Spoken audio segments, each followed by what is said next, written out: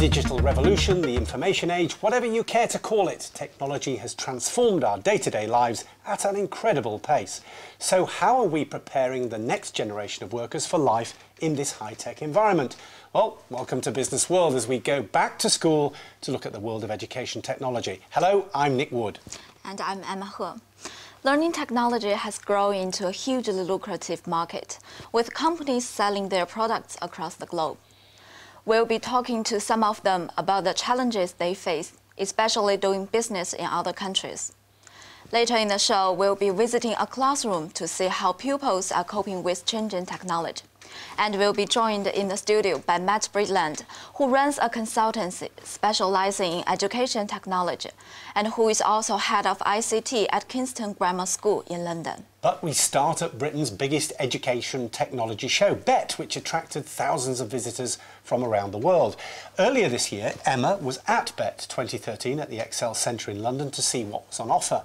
In the first of her reports, she talks to some of the exhibitors about the importance of shows like BET, and among them, the growing number of Chinese companies bringing learning technology to the world.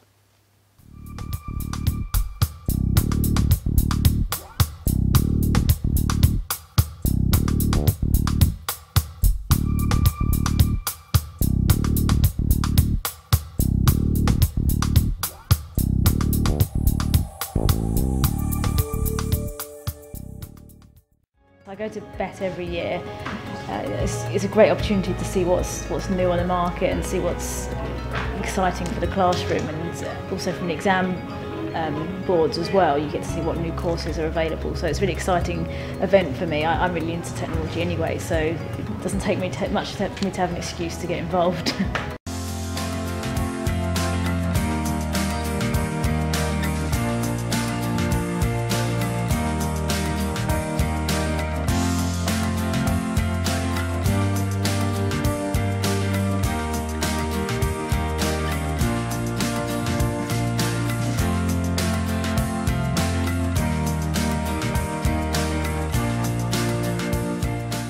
Welcome back to Business World's look at education technology. Now, Emma, you recently visited a school in Margate, that's in the county of Kent.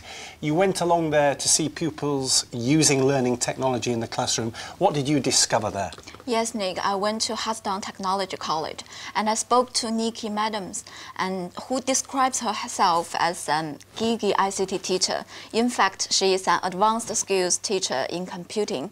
She has her own blog, interactiveclassroom.net, where she writes about technology issues, and I first spoke to her about the changes she'd seen in the classroom since she was at school.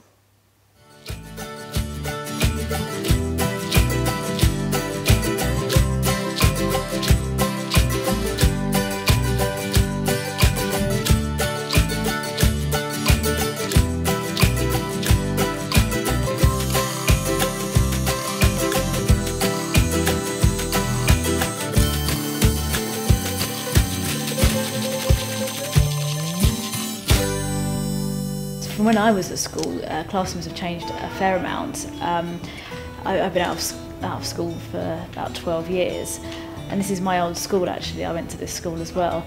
This used to be a science room and now it's a computer lab. And a lot of more rooms have now turned into computer rooms than they used to be. And we used to have to share computers. There was enough computers for half the children in the class when I was at school. So one week you'd get to have a go on a computer, and the next week your partner would have a go. So you didn't get so much access to the technology. Whereas now, most of the students get their own computer in a class, and you've only normally got a few students that need to share in some of the bigger classes. The way technology's changed since I've been in education is amazing, really. With the computing side of things, I think I've seen the most changes. I'm an ICT teacher, so obviously we have the upgrades of software which come with the job, but when I first started the programming aspect of the ICT curriculum, it was basically you could program a set of traffic lights and you could tell them to come on or off, and it was through flowcharts, which did get basic concepts across, but it was really quite dull for my students. Now we have tools such as Kodu and Scratch as well, which is another visual programming language that enables them to program their own games, which is a lot more exciting than the first scenario, definitely.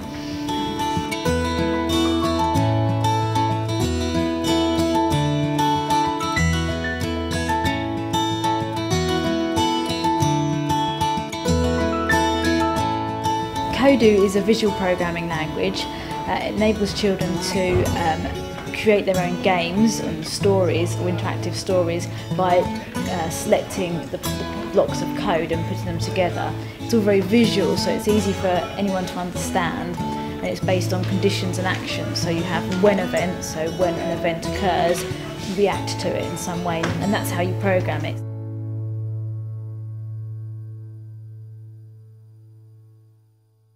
Well, we've heard about changes in education technology from a teacher's perspective, but how about the pupils that they're teaching?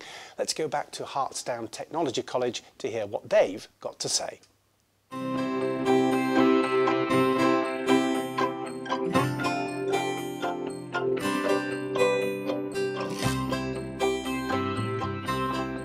Yeah, I think it's extra. You could just make any map of your design, and you could just think of anything, you can make it.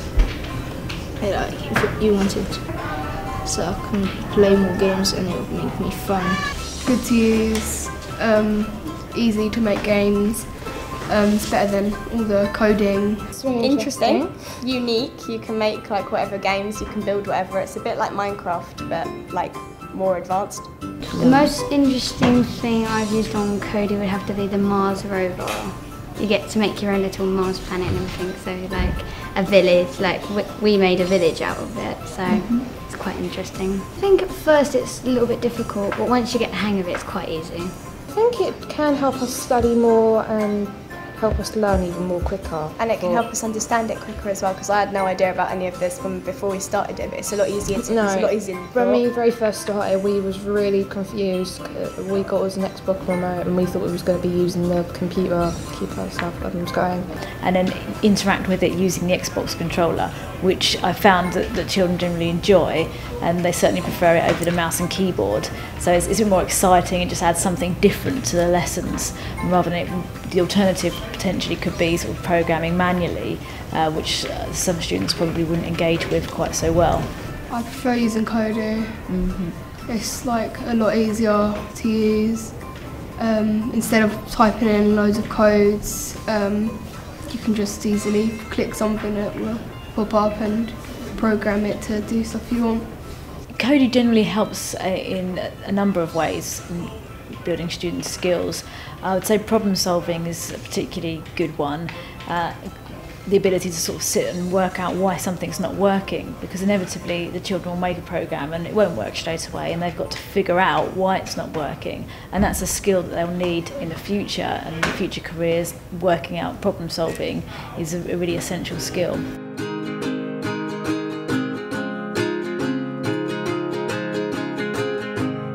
I think it's really important to get the technology right in the classroom. There's no point in getting loads of technology just for the sake of having new technology.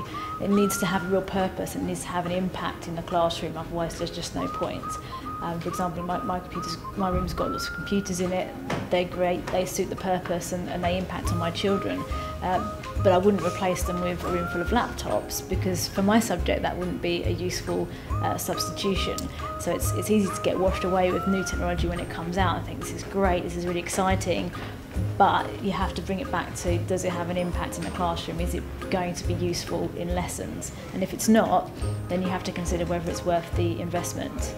It's never a good idea to purchase lots of expensive equipment and then find actually it's only related to a very small part of the curriculum, or doesn't work with the majority of the children. It's really important to pilot things with a smaller group and see how they work, and then maybe purchase more of the equipment.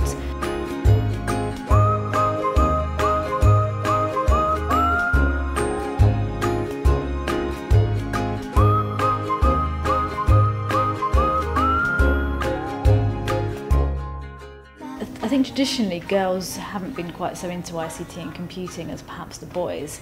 I do notice that in my lessons, when we get out the Xbox controllers, for example, the boys seem to get a bit more excited than the girls do. I think that's something that they're using at home often more frequently than the girls might be. So traditionally I think it is a more male-dominated subject, which is something that I'm hoping to change as the years move on. There's not really any IT industries in the area in which my school's located, so I've set up a website which interviews women in IT. And the website's called Geeky Barbie's Travels. I've got an actual Barbie doll who's featured on the website, and she goes around to different teaching conferences with me.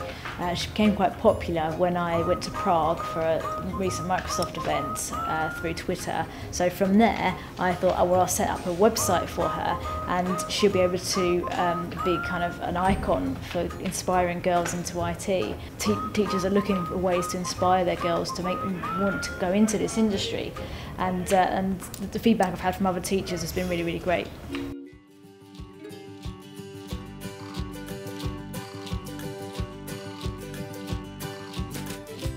At BET, yeah, at BET we saw some robots that you could program directly on the computer, and they would dance and kind of do whatever you programmed them to do. They're very sophisticated. They were incredible. I'm autonomous, and I can connect to the internet through Wi-Fi.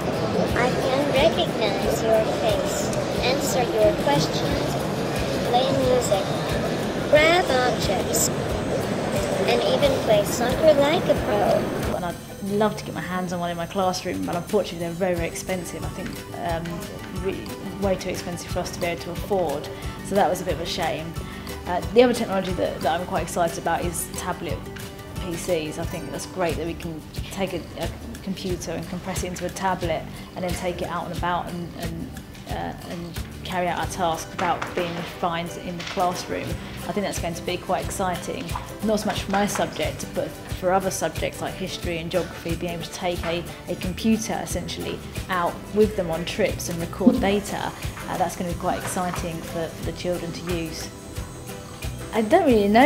It's hard to think of technology that hasn't been invented yet.